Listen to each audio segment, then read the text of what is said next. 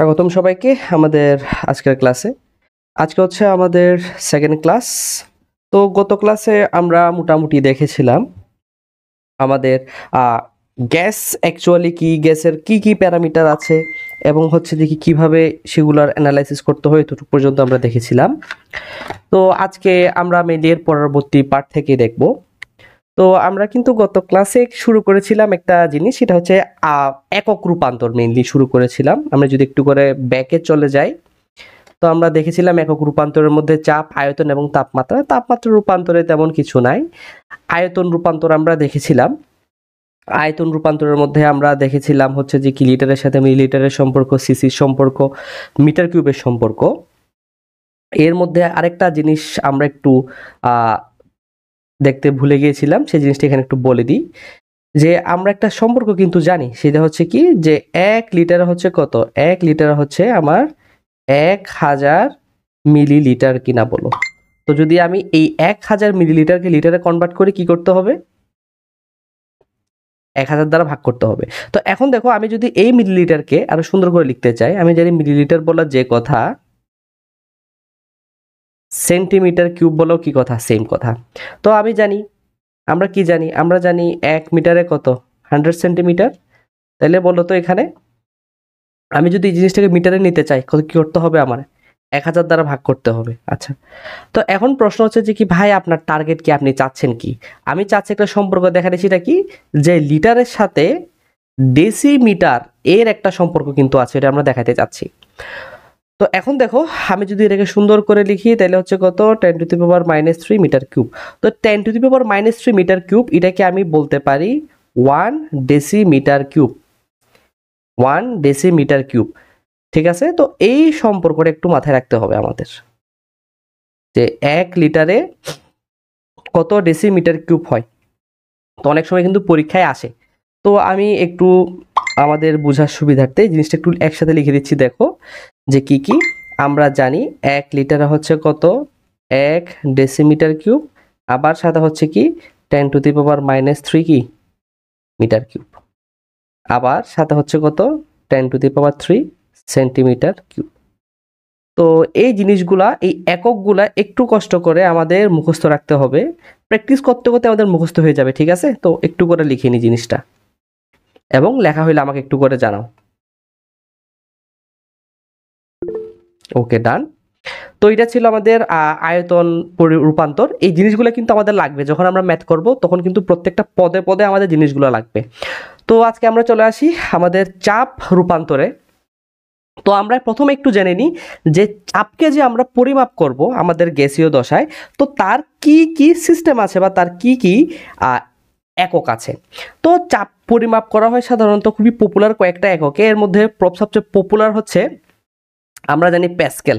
Pascal মানে কি, ওই newton per metre square, physics আমরা পড়েছি। এই প্যাসকেল এককে আমরা জানি কি পরিমাপ করা হয়, প্রেসার পরিমাপ করা হয়। আরেকটা আছে খুবই পপুলার, সেটা হচ্ছে বায়ুমণ্ডলীয় চাপ বা অ্যাটমসফেরিক প্রেসার, যেটাকে আমরা বলি কি এটিএম। তাহলে কি কি পেলাম, চাপ পরিমাপের একটা হচ্ছে কি প্যাসকেল, একটা হচ্ছে কি এটিএম। এরপরে আরো একটা পপুলার আছে, সেটা হচ্ছে কি, সেটা হচ্ছে মিলিমিটার মার্কারি প্রেসার, যেটাকে আমরা HGP বলি। এই জিনিসটা মেইনলি তোমার মেজার করেছিলেন একজন বিজ্ঞানী, যার নাম হচ্ছে কি টরেসেলি। তো সায়েন্টিস্ট ছিলেন টরেসেলি। তিনি একটা কি করেছিলেন, তিনি একটা টিউব নিয়েছিলেন। সেই টিউবের ভিতরে তিনি কি করেছিলেন, পারদ নিয়েছিলেন, এবং সেই পারদ নিয়ে তিনি কি করেছিলেন, এক্সপেরিমেন্ট করেছিলেন। তো যেটা আমরা অলরেডি ক্লাস 9, 10 অথবা 8-এর মধ্যে আমরা দেখেছিলাম, এখন জানি না আছে কিনা। তো এটা আমাদের দরকার নাই, এই জিনিসটা আমাদের দরকার নেই ইতিহাস জানা, জাস্ট এটুকু জানলে হবে। এরপরে আরো কিছু পরিমাপের একক আছে। একটাকে আমরা বলি, এই টরেসেলির নাম অনুসারে এটাকে বলা হয় টর, TORR, টর। এটাও কিন্তু একটা একক। তারপর আরেকটা একক আছে, যেটাকে আমরা বলি ব্যারোমেট্রিক প্রেসার বা বার। একটু বলে রাখি যে চাপ মাপার যন্ত্রের নাম কি, চাপ মাপার যন্ত্র, এটার নাম হচ্ছে কি ব্যারোমিটার। এই ব্যারোমিটার থেকে বার কথাটা আসছে। এই ব্যারোমিটার কথাটা থেকে কি আসছে, বেরো থেকে এই বার কথাটা আসছে। তো মোটামুটি এইগুলো হচ্ছে খুবই পপুলার একক, যে প্যাসকেল, মিলিমিটার মার্কারি, টর, বার, এটিএম, এগুলো হচ্ছে খুবই পপুলার একক, যেগুলো দ্বারা আমরা কি করি, আমরা গ্যাসের প্রেশারটা মেজার করি। তো এখন আমাদের কি করতে হবে, এখন আমাদের এদের মধ্যে সম্পর্কগুলো দেখতে হবে, ঠিক আছে? তো আসো আমরা শুরু করি। তো আমরা শুরু করব আমাদের এটিএম দিয়ে, 1 ATM। আচ্ছা, তো আমরা প্রথমে লিখে রাখি একটু করে, আমরা কি করব প্রথমে, এখন আমরা প্রথমে এটিএম এর সাথে এই যে আমাদের মিলিমিটার মার্কারি প্রেসার, এর কি দেখবো, আমরা একটু করে সম্পর্ক দেখব। সেটা হচ্ছে কি, সাধারণত 1 ATM বা এক বায়ুমণ্ডলীয় চাপ বলতে আমরা কি বুঝি, এক বায়ুমণ্ডলীয় চাপ বলতে বোঝানো হয় 760 মিলিমিটার মার্কারি প্রেসার, এটাকে বলা হয় 1 ATM। এখন তুমি বলতে পারো ভাই এক বায়ুমণ্ডলীয় চাপ সমান 760 মিলিমিটার মার্কারি প্রেসার, এটার অর্থটা কি, মানে এই জিনিসটা অ্যাকচুয়ালি কি মিন করে? তো একটু হালকা করে তোমাকে বুঝাই বলি, হ্যাঁ? তো ধরো কথার কথা, তুমি একটা তোমার ধরো তুমি এখানে তোমার হাত দিলা, যদিও সুন্দর হয় নাই, তুমি কি করলা, একটা টেস্ট টিউব নিলা, এই টেস্ট টিউবের মধ্যে তুমি কি করলা, 76 সেন্টিমিটার অথবা 760 মিলিমিটার দৈর্ঘ্য কি করলা, দৈর্ঘ্যের পারদ নিলা। আচ্ছা, তুমি কি করলা, 76 সেন্টিমিটার বা 760 মিলিমিটার দৈর্ঘ্যের পারদ নিলা। এখন এই টেস্ট টিউবটাকে যদি তুমি তোমার হাতের উপর রাখো, হ্যাঁ, এখন যদি আমি কি করি, এই টেস্ট টিউবটাকে, ধরো লেখাগুলো একটু সরাই, তো এখন যদি আমি এই টেস্ট টিউবটাকে আমার হাতের উপর এইভাবে উল্টিয়ে রাখি, হ্যাঁ, আমি যদি হাতের উপরে উল্টিয়ে রাখি তাহলে কি হবে, তখন হচ্ছে যে কি, এই যে পারদগুলা হাতের উপরে যে চাপ দেবে, হাতের উপরে চাপ দেবে, এই চাপ যেরকম অনুভূত হবে, সেই অনুভূতিটাই আমার বায়ুমণ্ডলীয় চাপের অনুভূতির সমান, সেই অনুভূতিটাই বায়ুমণ্ডলীয় চাপের অনুভূতির সমান। মাথায় রাখতে হবে, আমরা মানুষ, আমাদের চারপাশে কিন্তু বাতাস আছে, বাতাস কিন্তু প্রতিনিয়ত প্রত্যেকটা সেকেন্ডে প্রত্যেকটা মিলি সেকেন্ডে আমাদের শরীরের উপর কি করতেছে, বাতাস কিন্তু প্রেসার দিচ্ছে, বাতাস কিন্তু চাপ দিচ্ছে, কিন্তু আমরা টের পাই না। কেন? কারণ আমাদের যেটা ব্লাড প্রেশার সেটা বাতাসের চাপের থেকে বেশি বলে আমরা এটা টের পাই না, কিন্তু বাতাস কিন্তু প্রতিনিয়ত আমাদের শরীরের উপরে চাপ দিচ্ছে।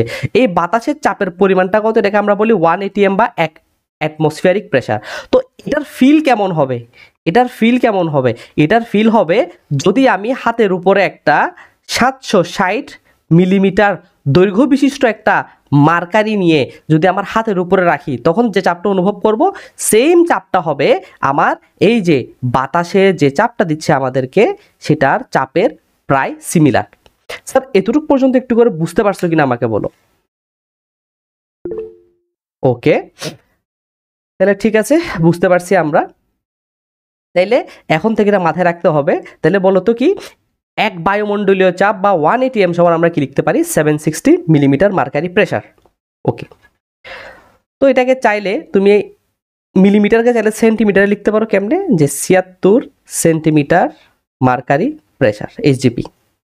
ওকে, তো এখন দেখো, যেহেতু এই মিলিমিটার পারদের এই পরীক্ষাটা করেছিল কে, বিজ্ঞানী টরেসেলি, হ্যাঁ। তো এই মিলিমিটার মার্কারিকে আদর করে আরেকটা নাম বলা হয়, সেটা কি, এই দেখো 760, তো তুমি জাস্ট মিলিমিটার পারদ বা মিলিমিটার মার্কারি, এটার পরিবর্তে একটা ওয়ার্ড লিখবা। সে ওয়ার্ডটা কি দেখো, কেটে দিই, তুমি জাস্ট এই মিলিমিটার মার্কারি এর পরিবর্তে একটা ওয়ার্ড লিখবা, সেটা হচ্ছে কি, সেটা হচ্ছে টর, TORR। তার মানে কি, মিলিমিটার মার্কারি যা, টরও কি তা। লিখে নাও একটু করে, পরীক্ষার মধ্যে কিন্তু অনেক সময় ঘুরাই পেঁচাই প্রশ্ন করে এটা, যে দেখা যাবে তোমাকে কোয়েশ্চেনে দিয়ে রাখছে কি দিয়ে, কোয়েশ্চেন দিয়ে রাখছে তোমাকে টর দিয়ে। তো অনেকে কি করে, টরে হিসাব নিকাশ না জানার কারণে কিন্তু ম্যাথগুলো করতে পারে না। বাট টর হচ্ছে কিছুই না, আমার মিলিমিটার মার্কারি। টর হচ্ছে কিছুই না, মিলিমিটার মার্কারি। কারণ কি, এই মিলিমিটার মার্কারির পরীক্ষাটা করেছিল কে, বিজ্ঞানী টরেসেলি, তার নাম অনুযায়ী এটাকে টর বলা হয়। একটু লিখে নাও। ওকে, তাহলে এটা গেল আমার এটিএম এর সাথে মিলিমিটার মার্কারি প্রেসারের যে সম্পর্ক ওইটা গেল। এখন আমরা দেখব এই যে আমাদের প্যাসকেলের সাথে কি সম্পর্ক, এটা একটু করে দেখব। একটু মুছে দিই, এগুলো একটু মুছে দিই।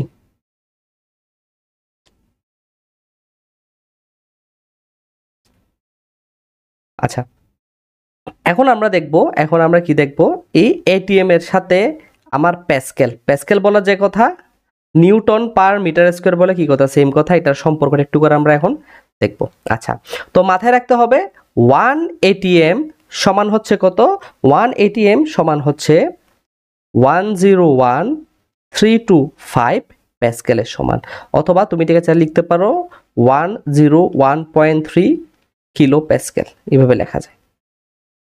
101.3 কিলো প্যাসকেল এভাবে লেখা যায়। তো এই জিনিসটা একটু মনে রাখা অনেকের জন্য টাফ হয়ে যায়, অনেকে বলে যে ভাই এটা ভুলে যায়, একটু মনে রাখার টিপস এন্ড ট্রিক্স বলে একটু শিখাইতে দেখো। তুমি এই এটিএম থেকে চাইলে এই জিনিসটার মানটা বের করতে পারবা কেমনে, দেখো স্যার, দেখো তো এটা দেখতে কিসের মতো, সে দাঁড়াও আমি আগে সুন্দর করে লিখি, একটা ট্রিক শিখাই দিই, লিখতে রাখতে পারো চাইলে, ট্রিক মনে রাখার। দেখো কেমনে মনে রাখবা, এখানে আছে 1, এখানে আছে এখানে আছে এখানে প্রথমে 1 তো 1ই, ঠিক আছে না, 1 বসাই নিলাম। দেখো তো এই এটা দেখতে কিসের মতো, জিরোর মতো না, শূন্যের মতো না, শূন্য। দেখো তো টি দেখতে কিসের মতো, 1 এর মতো কিনা বলো, 1। আর এখানে এম আছে কিনা বলো, হ্যাঁ। এখন তুমি যদি এম কে ধরে একটু বড় করি, তুমি যদি এখন এম কে ধরে যদি এভাবে উল্টাই দাও, এই দেখো উল্টাই দাও, দেখো তো এমটা দেখতে কিসের মতো লাগতেছে, এমটা কিন্তু এখন লাগতেছে 3 এর মতো লাগতেছে, দেখো এমটা কিন্তু লাগতেছে 3 এর মতো। দশমিক বসে তো এখানে 101.3, এই দেখো পেয়ে গেছি, দেখছো। তুমি কিছুই না, এই এটিএম এই ওয়ার্ডটা থেকে কিন্তু তুমি চাইলে কত কিলো প্যাসকেল সেটা বের করে ফেলতে পারবা। ঠিক আছে, একটু লিখে নাও স্যার ট্রিকটা। এইগুলো মনে রাখার ট্রিক্স আর কি, এগুলা যে যেমনে বানাই, এটা আমি স্টুডেন্ট থাকা অবস্থায় ওই একটা ভাইয়া আমাদেরকে শিখাইছিল জিনিসটা, তো দেখলাম যে আসলে তো খুব ইন্টারেস্টিং, তো তখন থেকে এটা আমিও ট্রাই করি সবাইকে শেখানোর জন্য। স্যার এটুকু লেখা হয়েছে, ওকে ডান। তাহলে গেল আমার এটিএম গেল, প্যাসকেল গেল। তো প্যাসকেল বলা যে কথা আমি আবার বলতেছি ভাই, এটা মানে কি 101.3 kilo newton per metre square, একই কথা কিন্তু, ঠিক আছে। প্যাসকেল বলা যে কথা, নিউটন পার মিটার স্কোয়ার বলা সেম কথা। আচ্ছা, এখন একটা মজার আমরা একক দেখবো, সেটা হচ্ছে কি, দেখো সেটা হচ্ছে এটিএম এর সাথে এই যে আমার অ্যাটমসফিয়ারিক প্রেসার, এই অ্যাটমসফিয়ারিক প্রেসারের সাথে আমাদের বার বা ব্যারোমেট্রিক প্রেসারের সম্পর্ক। তো আমি যদি এটা তোমাকে একদম পুঙ্খানুপুঙ্খ বলতে চাই, সেটা হচ্ছে কি, যে 1 এটিএম সমান সমান হচ্ছে 1.01 বার, এরকম। তো আমরা এই 01 02 এসবের ধারবো না, আমরা একটা কাজ করবো, সেটা কি, আমরা কি করবো, এইভাবে লিখবো যে 1 এটিএম প্রায় সমান 1 বারের। তার মানে যদি কখন আমাকে কোয়েশ্চেনে বার দিয়ে প্রশ্ন করে বা ব্যারোমেট্রিক প্রেসার দিয়ে প্রশ্ন করে, তোমার বুঝে নিতে হবে যাহাই বার তাহাই এটিএম। তো অনেকগুলো ভর্তি পরীক্ষায়, স্পেশালি তোমার বিভিন্ন ইঞ্জিনিয়ারিং ভর্তি পরীক্ষায় কিন্তু এই টাইপের প্রশ্ন করে, সেখানে তোমাকে প্রশ্নকর্তা এটিএম এ প্রেসারটা না দিয়ে তোমাকে প্রেসার দেবে বারে। তো অনেকে কি করে, বার যেহেতু এটা একটা অপরিচিত একক, অনেকে দেখে হয়তো ভরকায় যেতে পারে যে কিরে বার দিয়ে প্রশ্ন দিল, কিন্তু সারা জীবন এক্সাম হলে কিংবা হচ্ছে যে কি আমার বাসায় ম্যাথ করলাম এটিএম দিয়ে বা মিলিমিটার মার্কারে দিয়ে, এই বারটা কি জিনিস, এটাতে যেন কনফিউশনে পড়তে না হয়, তাই এগুলো সব দেখাই দিলাম। 1 এটিএম ইজ ইকুয়াল টু প্রায় 1 বারের সমান। এই ব্যারোমিটারটা তোমরা দেখবা যদি হচ্ছে যে কি কখনো কোনো একটা ওই টাকা পাম্প করে যে দোকানে যাও, ওই গাড়ির টায়ার পাম্প করে যে ওখানে দেখবা যে ওরা কি করে, এরকম একটা গোল একটা মেশিন দিয়ে একটা প্রেসার চেক করে, এভাবে একটা গোল মেশিন দিয়ে এখানে দাগ কাটা থাকে, একটা কাটা থাকে এখানে, এরকম একটা মেশিন দিয়ে তারা কি করে প্রেসার চেক করে। এই যন্ত্রটাকে বলতে পারো তুমি ব্যারোমিটার। হ্যাঁ, এখানে যে দাগ কাটাগুলো আছে সেগুলো হচ্ছে বারে দাগ কাটা, এই যে 1 2 3 4, 1 বার 2 বার 3 বার, এগুলো সব বারে। স্যার একটু কষ্ট করে বলো লেখা হয়েছে কিনা এতটুকু পর্যন্ত। আচ্ছা ঠিক আছে, তাইলে আমরা মোটামুটি আমাদের চাপ রূপান্তর আমরা মোটামুটি দেখে ফেলছি। হ্যাঁ, তো এখন আমরা এক কাজ করি, আমাদের এই চ্যাপ্টারের মধ্যে কিছু স্পেশাল কিছু সিস্টেম আছে, যেমন আমরা জানি পরিমাপের কিছু সিস্টেম আছে, যেমন এসআই একক আছে, সিজিএস একক আছে। তো এই চ্যাপ্টারের মধ্যেও আমরা কিছু সিস্টেম ইউজ করব। একটু কষ্ট করে আমরা প্রথমেই ওইগুলো সম্পর্কে একটু ইন্ট্রোডিউস হয়ে নিই। দেখো যে এই চ্যাপ্টারে ইউজ হওয়া কিছু পপুলার একক, তো আমরা ইউজ করব কি কি, এখানে চাপ ইউজ করব, আয়তন ইউজ করব, তাপমাত্রা ইউজ করব। চাপকে প্রকাশ করা হয় পি, আয়তনকে ইউজ করা হয় ভি, তাপমাত্রাকে ইউজ করা হয় টি দ্বারা। তো আমরা জানি এই যে এসআই একক বা হচ্ছে আমার মেট্রিক একক, মেট্রিক এককে আমাদের চাপের একক কি আমরা জানি প্যাসকেল, আর এসআই এককে আয়তনের এককটা কি হয় সেটা হচ্ছে মিটার কিউব, আর তাপমাত্রা মাপা হয় কিসে, কেলভিনে। অ্যাকচুয়ালি সিজিএসেও কেলভিনে মাপা হয়। আচ্ছা, এখন চলে আসি আমরা সিজিএস এককে। তো চাপ প্যাসকেল, আরো সুন্দর করে বলতে গেলে নিউটন পার মিটার স্কয়ার বলা হয়। তো আমি যদি সিজিএস এককে হিসাব করি, আমি জানি সিজিএস এককে মনে করে দেখো তোমরা ফিজিক্সে পড়ছো যে সিজিএস এককে আমাদের বলের একক কি ছিল, বলের একক ছিল হচ্ছে কি ডাইন, আর দৈর্ঘ্যের একক কি ছিল, দৈর্ঘ্যের একক ছিল হচ্ছে আমার সেন্টিমিটার। তো জাস্ট এখানে বলের একক নিউটনের পরিবর্তে ডাইন বসাবো, আর দৈর্ঘ্যের একক মিটারের পরিবর্তে সেন্টিমিটার বসাবো, তাহলে যেটা পাবো এটা হচ্ছে আমার সিজিএস একক চাপ মাপার। তাহলে আনসার হবে কি, আনসার হচ্ছে ডাইন পার সেন্টিমিটার স্কোয়ার। আচ্ছা, এখন আসা যাক আয়তন। তো যেহেতু এখানে মিটারে মাপে, সিজিএস মানে কি সেন্টিমিটার, এখানে হবে কি সেন্টিমিটার কিউব বা হচ্ছে কি সিসি যেটা বলে। আচ্ছা, অথবা তুমি বলতে পারো মিলিলিটার। আমি তো জানি যে 1 সিসি সমান কি 1 ml, এটা আমরা দেখেছিলাম গত ক্লাসে, তাই না? এইভাবে তুমি চাইলে লিখে রাখতে পারো, লিখে রাখতে পারো চাইলে যে 1 ml সমান সমান কি 1 সিসি। আচ্ছা, এখন আমরা নতুন একটা একক দেখব, যেটাকে আমাদের কেমিস্ট্রির ভাষায় বলা হয় লিটার এটিএম একক। কি একক? লিটার এটিএম একক না বলে আরো লিটার এটিএম সিস্টেম বলি, লিটার এটিএম সিস্টেম। যেমন এসআই সিস্টেম আছে, সিজিএস সিস্টেম আছে, এখানে কেমিস্ট্রিতে আমরা নতুন একটা সিস্টেম শিখলাম, সেটা হচ্ছে লিটার এটিএম সিস্টেম। আচ্ছা, তো মাথায় রাখতে হবে এই সিস্টেমের মধ্যে আমাদের তাপমাত্রাও কিন্তু মাপা হয় কেলভিনে, তাপমাত্রা নিয়ে কোনো ঝামেলা নাই, ঝামেলা হচ্ছে শুধু চাপ আর হচ্ছে আয়তন পরিমাপকে নিয়ে।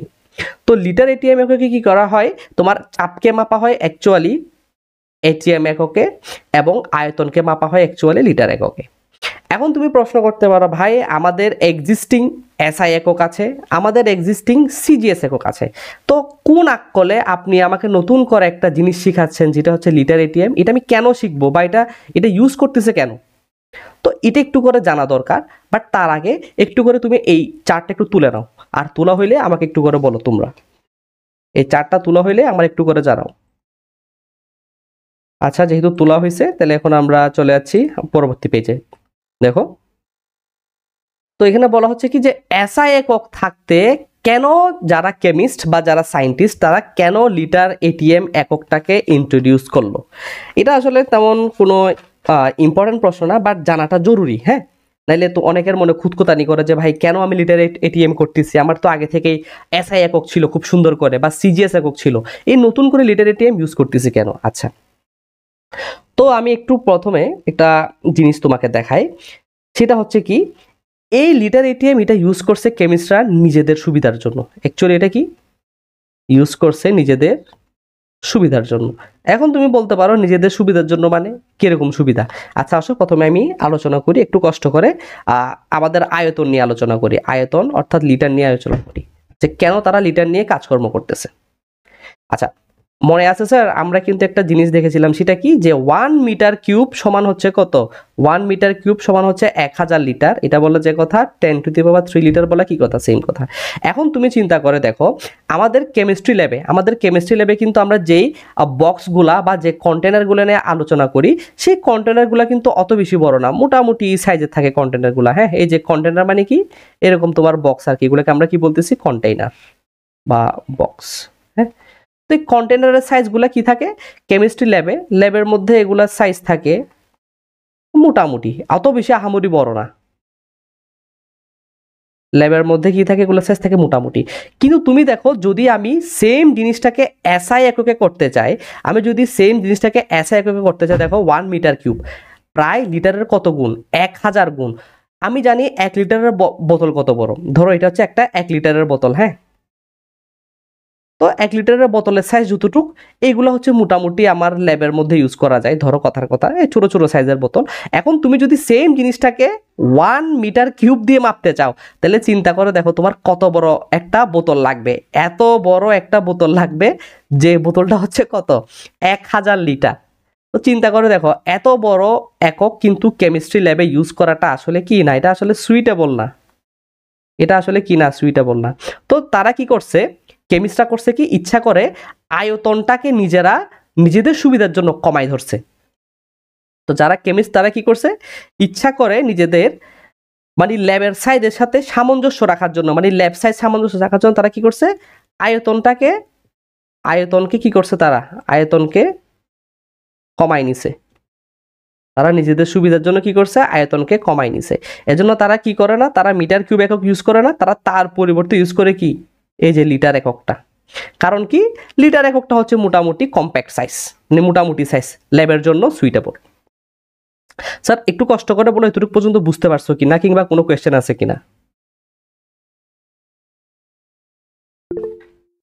তাহলে কোয়েশ্চেন নাই। তাহলে এখন আমরা একটু করে দেখি হালকা করে, যে আয়তন তো লিটার এটা বুঝলাম, যে এটিএমটা কেন ইউজ করলো, এই যে চাপ বলতেছি, চাপের একক, তারা এটিএমটা কেন ইউজ করলো এটা একটু করে বলি।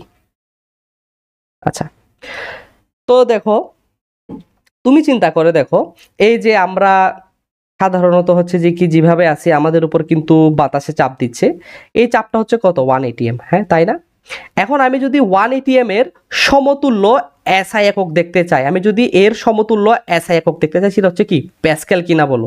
আর আমি জানি 1 এটিএম সমান কত প্যাসকেল, এটা হচ্ছে 101325 প্যাসকেল। অর্থাৎ কত দেখো, একক, দশক, শতক, হাজার, অযুত, লক্ষ, অলমোস্ট কত, 1 লক্ষ প্যাসকেল। আমি যদি এটাকে এসব 100 বাদ দিই, তাহলে সুন্দর করে লিখতে হলে কি 1 লক্ষ প্যাসকেল। তুমি চিন্তা করে দেখো, তুমি যদি এখন ল্যাবের মধ্যে প্যাসকেল নিয়ে হিসাব করো, তো ল্যাবের ভিতরে চাপ কত, ধরো ল্যাবের ভিতরে চাপ হচ্ছে কত 2.5, বা ল্যাবের ভিতরে যে গ্যাসগুলো আছে তাদের চাপ কত, ধরো 1.8 এটিএম বায়ুমণ্ডলীয় চাপ। তো এখন তুমি যখন এই বায়ুমণ্ডলীয় চাপগুলোকে এস একক নিয়ে কাজ করবা, তোমার লিখতে হবে কি জানো, তোমার লিখতে হবে 2.5 এটিএম মানে কি, তোমার লিখতে হবে 2.5 লাখ প্যাসকেল। 1.8 এটিএম মানে কি, তোমার লিখতে হবে 18 লক্ষ প্যাসকেল। তো চিন্তা করে দেখো, তুমি সেম জিনিসটা যদি প্যাসকেলে লিখো, তোমার কিন্তু লিখতে কলমের কালিও খরচ বেশি হচ্ছে, আর হিসাব করতে কি হচ্ছে, হিসাব করতে কিন্তু খবর হয়ে যাবে। তুমি যদি এই ভ্যালুটাকে স্কোয়ার করো, চিন্তা করে দেখো কত বড় হয়ে যাবে। তার মানে আমি যদি প্যাসকেল নিয়ে হিসাব করি ল্যাবের ভিতরে, যেহেতু এটা খুবই ছোট একক, প্যাসকেল কিন্তু অনেক ক্ষুদ্র একক।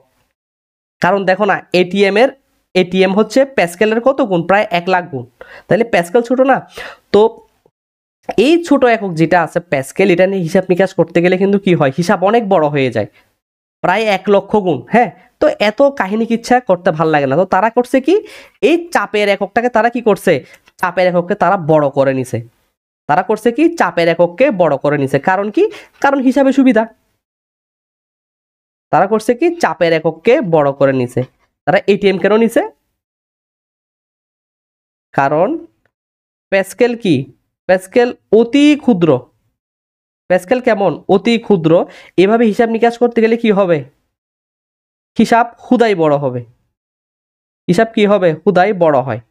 এজন্য কি করা হয়, এজন্য তারা কি করা হয়, এই যে চাপের একককে তারা কি করছে, বাড়াই নিছে। চাপের একককে তারা বাড়াই নিছে, বাড়াই নিয়ে কি করছে, তারা এটিএম এ চলে গেছে। তারা এটিএমটাকে ইউজ করছে, তারা প্যাসকেল রে আর ইউজ করে নাই।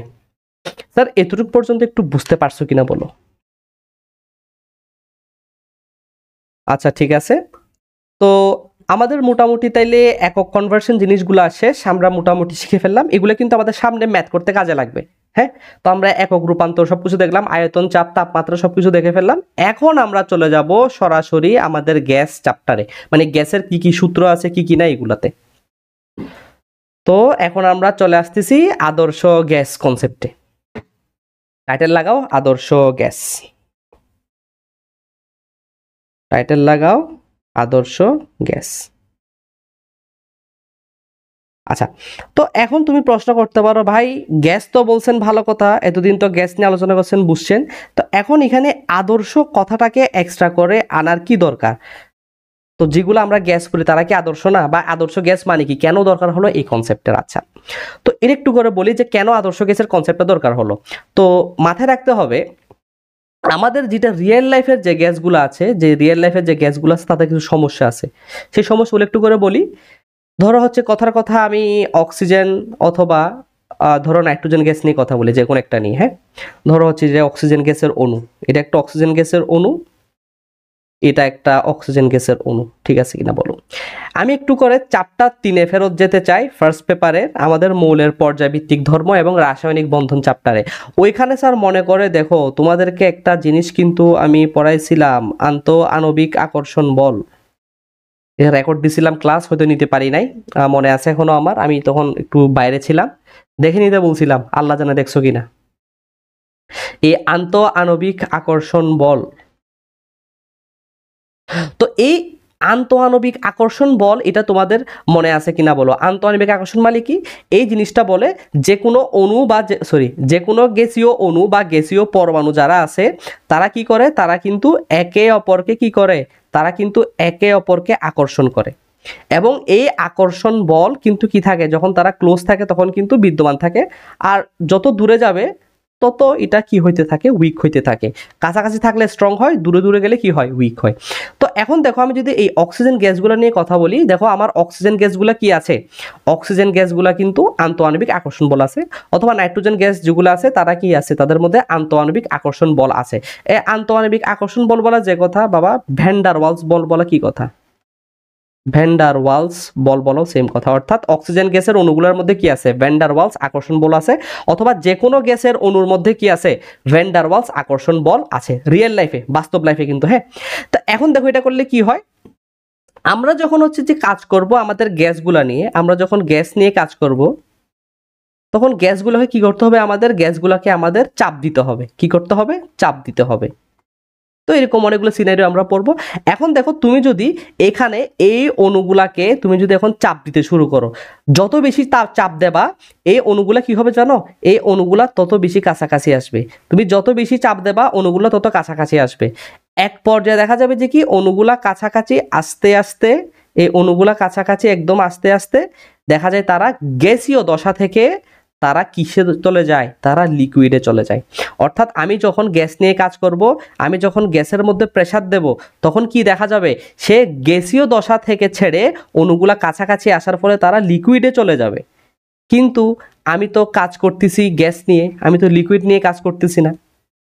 তার মানে কি, আমি যদি রিয়েল লাইফের সিনারিও নিয়ে কাজ করি, আমি যদি রিয়েল লাইফের সিনারিও নিয়ে কাজ করি, আমি কিন্তু উচ্চ চাপে, আমি কিন্তু উচ্চ চাপে গ্যাস নিয়ে কাজ করলে সেটাকে কিন্তু আর গ্যাস পাচ্ছি না, সেটা কি হয়ে যাচ্ছে, লিকুইড হয়ে যাচ্ছে। তো এখন সায়েন্টিস্টরা বলতেছে কি না, তুমি গ্যাস, তোমাকে আমি চাপ হাই দেব, লো দেব, যা করার করব, তুমি কখনো কি হতে পারবে না, লিকুইড হতে পারবে না। কিন্তু রিয়েল লাইফে তো লিকুইড হয়ে যায়, তাই না? এজন্য যারা হচ্ছে যে কি বলতাম সায়েন্টিস্ট আছে বড় বড়, তারা করছে কি, একটা জিনিস ধরে নিছে, আই রিপিট, তারা একটা জিনিস ধরে নিছে, সেটা কি, যে দুনিয়ার যতগুলা গ্যাস নিয়ে আমরা ফিজিক্সে আলোচনা করব বা সূত্র দেব, সবগুলা গ্যাস হবে ভালো ছেলের মতো। এখন বলতে পারো ভালো ছেলে মানে কি, আমাদের সমাজের মধ্যে ভালো ছেলের সংজ্ঞা কি, যে সব সময় সত্য কথা বলবে, তোমার রাত্রে 10টা বাজে ঘুমাবে, নিয়মিত পড়ালেখা করবে, 5 ওয়াক্ত নামাজ পড়বে, এটসেট্রা এটসেট্রা। যদিও আমরা জানি অ্যাকচুয়ালি এরকম ভালো ছেলে কি করে না, এক্সিস্ট করে না। ঠিক সেম ভাবে যারা সায়েন্টিস্ট তারা বলছে যে কি, এখন আমরা যে গ্যাসগুলোকে ধরে নেব সেই গ্যাসগুলো হবে কেমন গ্যাস, সেই গ্যাসগুলো হবে ভালো গ্যাস। কেমন টাইপের ভালো গ্যাস, তাদেরকে আমরা যতই চাপ দিই তারা কখনো কি হবে না, তারা কখনো লিকুইড হবে না। তারপর হচ্ছে যে কি, আমি তাদেরকে যতই যাই করি না কেন তাদের মধ্যে কোনো আকর্ষণ থাকবে না। তো এরকম কিছু তারা রুলস ধরে নিছে। তো আমি যদি আমার রিয়েল গ্যাস বা আমাদের দৈনন্দিন জীবনে যে গ্যাসগুলো পাওয়া যায় তাদের উপর যদি এই রুলসগুলো অ্যাপ্লাই করি, তখন তাদেরকে বলা হয়, এই ভালো ওয়ার্ডটাকে চলে দাও, ভালো ওয়ার্ডের পরিবর্তে একটা চলিত একটা ওয়ার্ড আনো, যেটাকে বলা হয় আদর্শ, ওই জিনিসটাকে বলা হবে আদর্শ গ্যাস। তার মানে আদর্শ গ্যাস মানে কিছুই না, আমরা কি করছি, রিয়েল লাইফের কিছু সিনকে আমরা বাদ দিয়ে দিছি।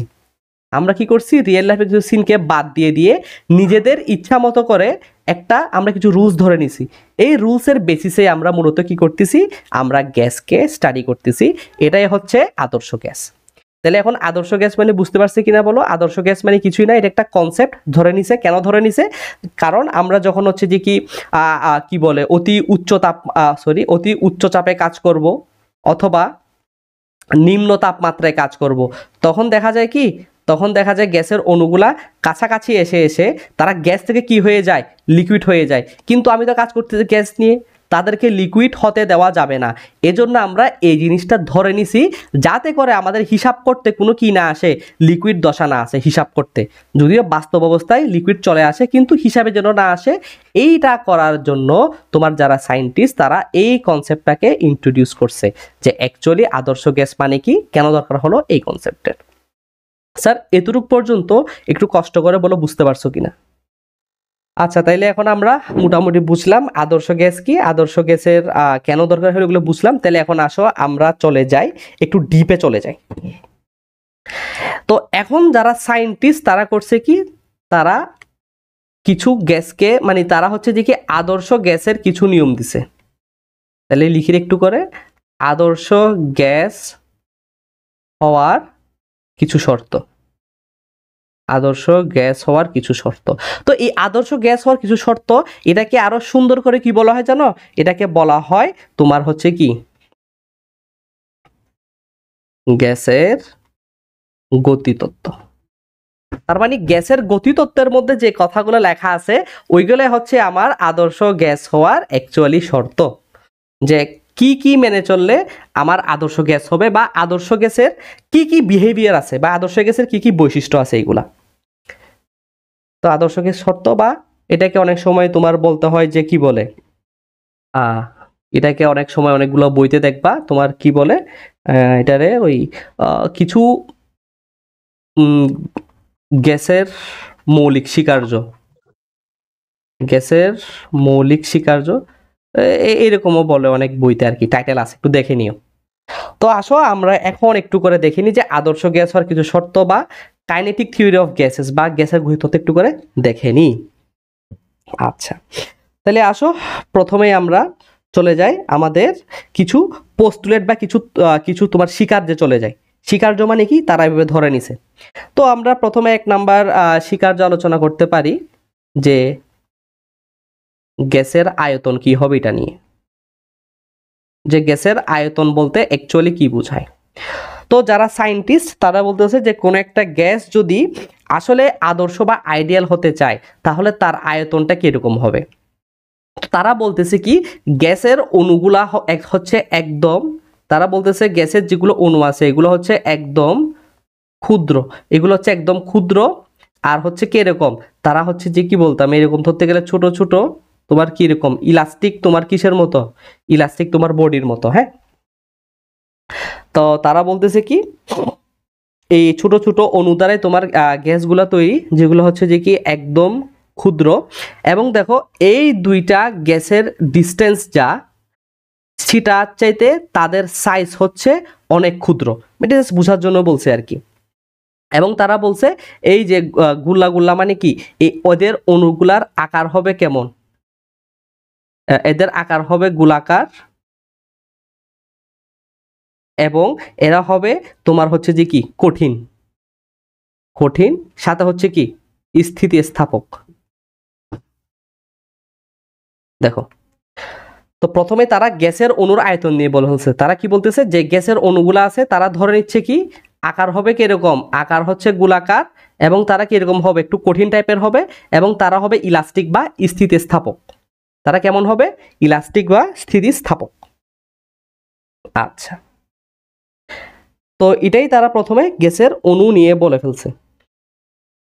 এবং তারা বলতেছে এই গ্যাসের অণুগুলা মানে এতই ক্ষুদ্র যে যদি আমি একটা রুমের মধ্যে ধরো একটা রুমে ধরো আমার এরকম, আচ্ছা ধরো একটা রুম, হ্যাঁ, এই রুমের মধ্যে ধরো আমার একটা দুইটা তিনটা চারটা পাঁচটা ছয়টা গ্যাসের অণু আছে।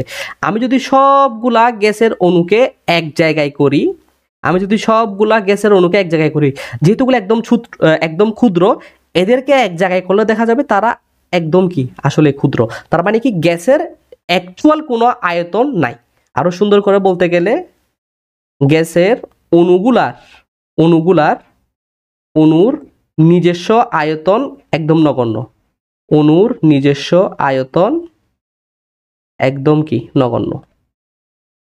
তারা প্রথমে এই জিনিসটা ধরে নিছে, ঠিক আছে। আচ্ছা, তো প্রথমে কি বললাম, গ্যাসের আয়তন নিয়ে তারা বলছে কি যে যতগুলা গ্যাসের অণু আছে তারা হবে কিরকম, ছোট ছোট দানার মতো কঠিন স্থিতিস্থাপক, শেপ হবে কি এরকম গোলাকার, এবং তারা এত ক্ষুদ্র হবে যে তাদেরকে যদি আমি একত্রে জড়ো করার পরও তাদের সাইজ হবে অনেক ক্ষুদ্র। অর্থাৎ অণুগুলার অ্যাকচুয়াল কোনো আয়তন নাই। এগুলো কিন্তু সব ধরে নিচ্ছে, আমি আবারও বলতেছি এগুলো সব কি ধরে নেওয়া জিনিস। আচ্ছা, তারা 2 নাম্বার বলছে যে কি এই অণুর গতি নিয়ে তারা কথা বলতেছে। তারা বলছে কি এই যতগুলো অণু আছে এই অণুগুলা কি র্যান্ডম ভাবে গতিশীল। তারা বলতেছে কি তারা র্যান্ডম ভাবে গতিশীল, অর্থাৎ তারা কিভাবে মুভ করতেছে না করতেছে এগুলোর উপরে কারো কোনো হাত নাই। এবং বলতেছে কি তারা যে র্যান্ডম ভাবে গতিশীল, তাদের গতিপথটা কেমন, তারা কি গুল্লা ঘুরতেছে, তারা কি সারিগোণভাবে ঘুরতেছে, নাকি তারা সরল পথে যাচ্ছে। হ্যাঁ, এই গতিপথটা একটু আলোচনা করতে হবে। তো তারা ধরে নিছে যে এই যে আমার যে গ্যাসের অণুগুলা আছে, এই যে ধরো গ্যাসের অণু একটা দুইটা তিনটা, এই গ্যাসের অণুগুলা সব সময় সরল পথে, কোন পথে চলে, সরল পথে চলে। এর একটু করে আমাদের লিখে রাখতে হবে, তারা ছোট করে। তাহলে গতিপথটা কেমন পেলাম, গতিপথ হবে লিনিয়ার, অর্থাৎ রৈখিক। তাদের কি আছে, তাদের রৈখিক গতি আছে, স্ট্রেট লাইন মোশন। আচ্ছা, একটু লিখে নাও, লেখা হইলে আমার একটু জানাইও। আচ্ছা, এরপর দেখো অণুর গতি নিয়ে বললো, এরপরে তারা বলতেছে অণুর সংঘর্ষ নিয়ে। এরপর তারা বলতেছে যে এই যে অণুগুলা আছে, যেহেতু তারা ইলাস্টিক, ফিজিক্সের মধ্যে তোমরা পড়ছো কিনা বলো, স্থিতিস্থাপক সংঘর্ষ পড়ছো না? তো স্থিতিস্থাপক সংঘর্ষের যে শর্তগুলো আছে, তো বলতেছে কি এখানেও সেম টু সেম ওই শর্তগুলো অ্যাপ্লাই হবে। ধরো এটা একটা গ্যাসের অণু, তো তারা কি করবে, তারা হচ্ছে যে কি পরস্পরের সাথে এইভাবে এই আরোটা মুছে দিই, তারা কি করবে পরস্পরের সাথে সংঘর্ষে লিপ্ত হবে। যেমন এইখানে আসতেছে সংঘর্ষ হয়েছে, এই সংঘর্ষ সে অন্যদিকে মুভ করে যাবে। ধরো এখান থেকে সে আস্তেছে লাগছে, এদিকে চলে যাবে, অথবা সে এদিকে আস্তেছে এদিকে চলে যাবে। অর্থাৎ তাদের সংঘর্ষের ফলে যে পথটা হবে সেই পথটা কি হবে, র্যান্ডম হবে। এবং তাদের যে সংঘর্ষটা হবে, এই সংঘর্ষটা কিন্তু সম্পূর্ণ ইলাস্টিক সংঘর্ষ বা স্থিতিস্থাপক সংঘর্ষ। অর্থাৎ এই সংঘর্ষে কোনো কি হবে না, এই সংঘর্ষে কোনো এনার্জি লস নাই, একটু লিখে নিতে পারো।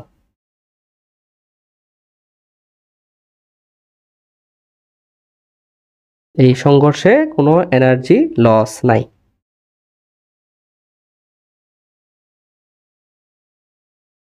আচ্ছা,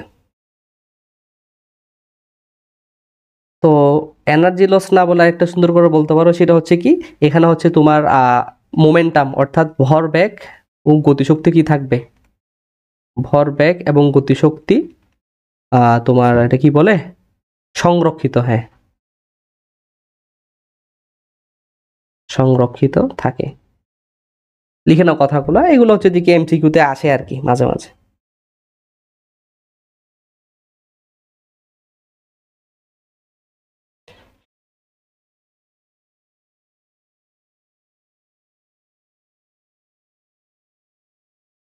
আচ্ছা,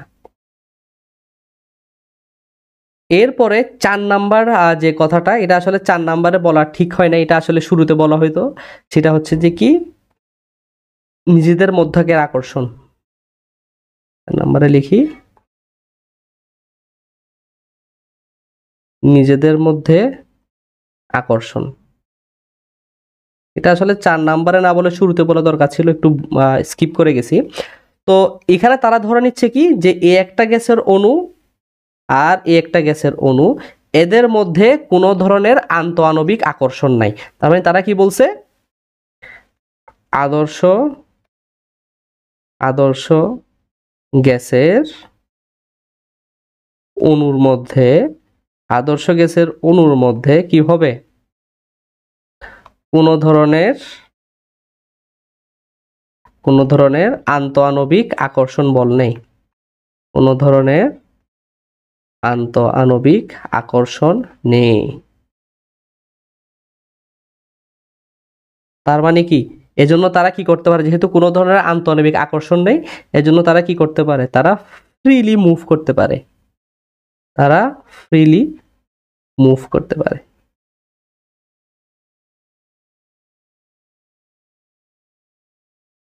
এটা কিন্তু খুবই গুরুত্বপূর্ণ একটা পোস্টুলেট যে নিজেদের মধ্যে কোনো ধরনের আকর্ষণ নেই।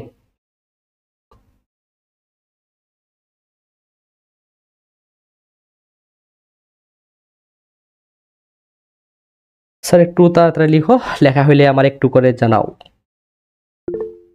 আচ্ছা, তাহলে আমরা মোটামুটি দেখে ফেললাম 4টা, আরো কয়েকটা আছে, এর মধ্যে একটা গুরুত্বপূর্ণ আমরা দেখে ফেলি বৈশিষ্ট্য, সেটা হচ্ছে 5 নাম্বার, খুবই গুরুত্বপূর্ণ এবং পরীক্ষায় কিন্তু মাঝে মাঝে এমসিকিউ জিজ্ঞেস করে জিনিসটা। 5 নাম্বার হচ্ছে কি, এই যে আবার আদর্শ গ্যাসগুলো আছে, আমার গ্যাস অণুর শক্তি তথা গতিশক্তি নিয়ে কিছু কথা আছে। আচ্ছা,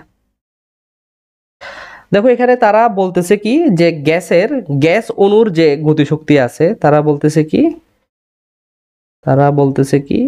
গ্যাস অণুর যে গতিশক্তি, এই গ্যাস অণুর গতিশক্তিটা ডিরেক্টলি প্রপোর্শনাল টু কি, গ্যাসের তাপমাত্রা।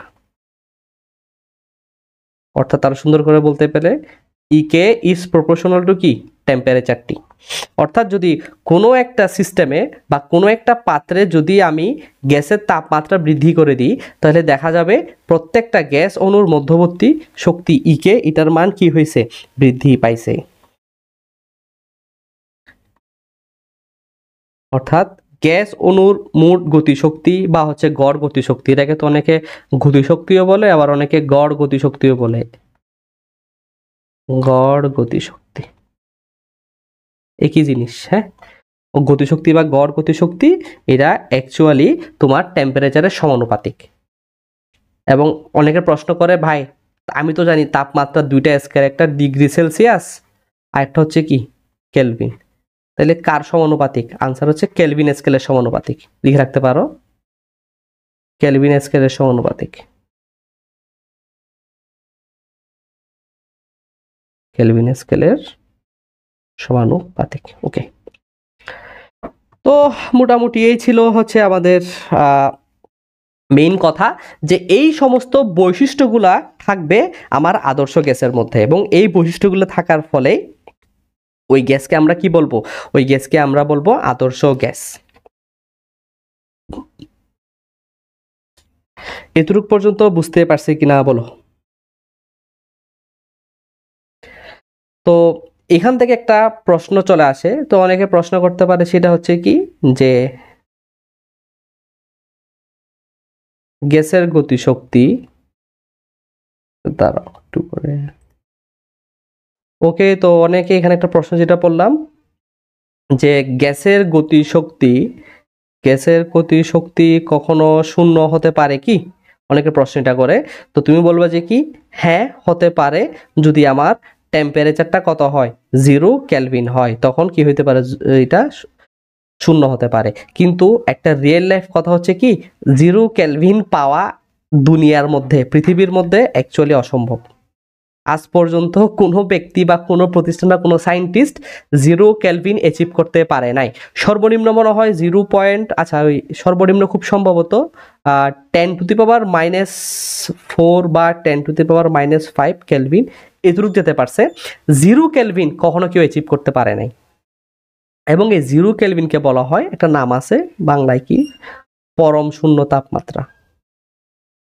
পরম শূন্য তাপমাত্রা, তার মানে এই জিনিসটা মানে গ্যাসের গতিশক্তি অ্যাকচুয়ালি থিওরিটিক্যালি 0 হওয়া সম্ভব, বাট রিয়েল লাইফে 0 হওয়া সম্ভব না। এর একটু করে মাথায় রাখবা। ওকে, আরেকটা প্রশ্ন হচ্ছে কি, এখান থেকে আসতে পারে প্রশ্ন, সেটা হচ্ছে কি যে আদর্শ গ্যাসকে কখনো চাপ প্রয়োগ করে, আদর্শ গ্যাসকে কখনো চাপ প্রয়োগ করে তরল করা যাবে কি? প্রশ্নটা কি বললাম, যে আদর্শ গ্যাসকে কখনো চাপ প্রয়োগ করে তরল করা যাবে কি? দেখি তুমি বলো স্যার, এটা কি অ্যাকচুয়ালি তরল করা যাবে কি যাবে না? যাবে না। হ্যাঁ, কেন যাবে না? আমি জানি তরল করতে গেলে কি করতে হবে, অণুগুলোকে কাছাকাছি আসতে হবে আন্তঃআণবিক আকর্ষণ বল দিয়ে। তো এখানে তো আদর্শ গ্যাসের মধ্যে কোনো আন্তঃআণবিক আকর্ষণ বলই নেই, এখানে কি কোনো আকর্ষণই নেই। আকর্ষণ নাই বলে তো সে কি আদর্শ গ্যাস হয়েছে। তাই জন্য আনসার হবে কি, যে অ্যাকচুয়ালি কোনো দিনও, মানে কোনো দিন না, রিয়েল লাইফে তো যায়, বাট আদর্শ গ্যাসকে আমি হচ্ছে যে কি থিওরিটিক্যালি কখনো কি করতে পারবো না, লিকুইফাই করতে পারবো না। আরেকটা প্রশ্ন যেটা পরীক্ষার মধ্যে আসে প্রায় সময়ই, সেটা হচ্ছে যে কি, কখন বা কোন অবস্থায় সকল গ্যাস আদর্শ হিসেবে বা আদর্শ গ্যাস হিসেবে আচরণ করে? কোন অবস্থায় সকল গ্যাস আদর্শ গ্যাস হিসেবে আচরণ করে? খুবই গুরুত্বপূর্ণ প্রশ্ন, গ্যাস হিসেবে আচরণ করে, এটা খুবই গুরুত্বপূর্ণ একটা প্রশ্ন। আচ্ছা, তো তুমি বলো তো, আদর্শ গ্যাস হইতে গেলে অ্যাকচুয়ালি কি থাকা লাগবে? আদর্শ গ্যাস হইতে গেলে অ্যাকচুয়ালি কিছু বৈশিষ্ট্য থাকা লাগবে, এর মধ্যে মেন হচ্ছে কি, কোনো আকর্ষণ থাকা যাবে না। অ্যাকচুয়াল বা মেন ফান্ডা হচ্ছে কি, কোনো আকর্ষণ থাকা যাবে না। তো বলো তো, আকর্ষণ থাকা যাবে না মানে কি? অণুগুলা অ্যাকচুয়ালি দূরে দূরে অবস্থান করবে, অণুগুলো অ্যাকচুয়ালি কি করবে, দূরে দূরে অবস্থান করবে। আচ্ছা, আমি তোমাকে দুটো সিনারিও বলি। ধরো তাপমাত্রা টি, তাপমাত্রা উচ্চ আর তাপমাত্রা নিম্ন, তুমি এই দুইটা সিনারিও দেখে বলো। আচ্ছা, যদি হচ্ছে আমি কোনো একটা গ্যাসের পাত্রের মধ্যে যদি তাপমাত্রা বেশি বাড়াই দিই, তাহলে কি হবে বলো তো? আমি একটু আগে এখানে বললাম যে আমি যদি কোনো একটা সিস্টেমের মধ্যে তাপমাত্রা বাড়াই দিই, তাহলে কি হবে? তাহলে তাদের গতিশক্তি বৃদ্ধি পাবে না? আর গতিশক্তি বৃদ্ধি পাওয়া মানে কি? গতিশক্তি বৃদ্ধি পাওয়া মানে কি, এদের ছোটাছুটি অনেক বেশি বেড়ে যাবে না? আচ্ছা, ছোটাছুটি বেড়ে গেল। এখন তুমি বলো, যদি গ্যাসগুলোর মধ্যে বেশি পরিমাণ ছোটাছুটি হয়, তাহলে তারা কি একে অপরকে আকর্ষণ করার মতো টাইম কি পাবে? বলো তো একটু করে। পাবে না তো, কারণ তারা পাবে না। আমি তাকে যত বেশি হিট দেবো, সে করবে কি, ধুম ধুম ধুম ধুম, এদিকে বাড়ি খাবে। অর্থাৎ এ যে আরেকটা গ্যাস অণু যেটা আছে, একে যে আকর্ষণ করবে, একে আকর্ষণ করার টাইমই পাবে না। তার মানে কোন অবস্থায় বলো তো সকল গ্যাস আদর্শ হিসেবে আচরণ করবে? তাপমাত্রা উচ্চ নাকি তাপমাত্রা নিম্ন? ইয়েস, উচ্চ তাপমাত্রায় কি করবে, আচরণ করবে। এখন যদি আমি তোমাকে প্রেসার দিয়ে বলি, চাপের কন্ডিশন দিয়ে বলি, চাপ উচ্চ, প্রেসার নিম্ন। এখন যদি তোমাকে আমি চাপের মাধ্যমে জিনিসটা বোঝানোর ট্রাই করি, প্রেসার উচ্চ, প্রেসার নিম্ন। আচ্ছা দেখো তো, আমি আবারও বলতেছি, আমাদের আদর্শ গ্যাস হওয়ার মেইন টার্গেট কি? আদর্শ গ্যাস হওয়ার মেইন টার্গেট হলো যে কোনো ধরনের আকর্ষণ থাকা যাবে না। এখন ধরো এখানে আমার অনেকগুলো অণু আছে, তো এখন তুমি বলো, আমি যদি এদের মধ্যে প্রেসার দিই, প্রেসার দেওয়া মানে কি, প্রত্যেকটা অণু কি করবে, একটা অপরটার কাছাকাছি আসা ট্রাই করবে কিনা বলো? প্রত্যেকটা অণু একে অপরের কাছাকাছি আসা ট্রাই করবে কিনা বলো? এখন যদি তারা কাছাকাছি চলে আসে, তাইলে কি তাদের মধ্যে একটা আকর্ষণ বোঝাচ্ছে না? অবশ্যই বুঝাচ্ছে, কিন্তু আমি জানি আদর্শ গ্যাস হইতে গেলে কোনো ধরনের আকর্ষণ থাকা যাবে না। তাহলে বলো তো এই সিস্টেমের চাপ কি উচ্চ রাখতে পারবো নাকি নিম্ন রাখতে হবে? নিম্ন রাখতে হবে, কারণ কি উচ্চ রাখলে তারা কাছাকাছি চলে আসে, কিন্তু আমি চাই কাছাকাছি আসা যাবে না, কারণ কাছাকাছি আসলেই সে কি হবে, আদর্শ থাকবে না। আমার কি করতে হবে, দূরে দূরে অবস্থান করতে হবে। দেখো লিখে দিছি দূরে দূরে, এর জন্য কি রাখতে হবে, চাপ নিম্ন রাখতে হবে।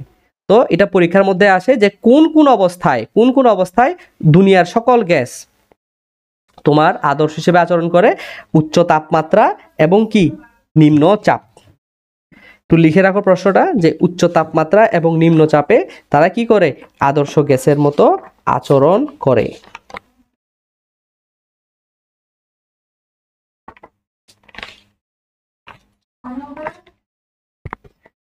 লেখা হয়েছে কিনা বলো? আচ্ছা, এখন দেখো তো আমি যদি আবার তাপমাত্রা এবং প্রেসার চেঞ্জ করি, তখন দেখা যায় কি জানো, তখন কিন্তু একটা আয়তন পরিবর্তন হয়ে গেল। তখন দেখা যায় কি একটা আয়তন পরিবর্তনের একটা আশঙ্কা থাকে।